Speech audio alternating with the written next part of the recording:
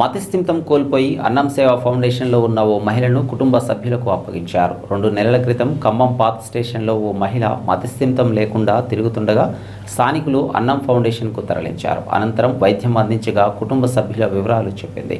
ఈ మేరకు ఫౌండేషన్ నిర్వాహకుడు మహిళా వివరాలను ఆన్లైన్ ద్వారా సేకరించారు.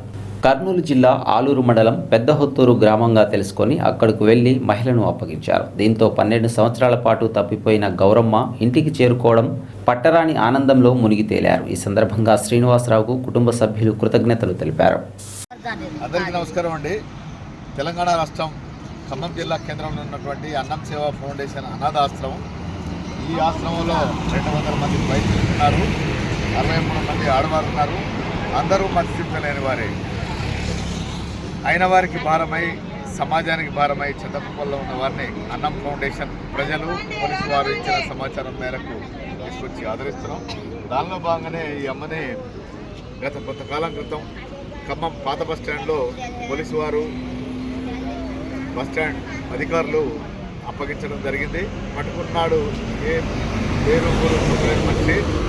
తను వైద్యం చేయించగా కోలుకొని, మరి నా పేరు గౌరమ్మ, మాది కర్నూలు జిల్లా ఆలూరు మండలం, మరి పెద్దహొత్తూరు అని తెలియపరిచింది.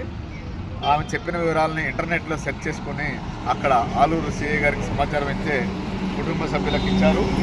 ఈమె గత 12 సంవత్సరాల కింద ఇంటి నుంచి తప్పిపోయిందని కుటుంబ సభ్యుల కథనం.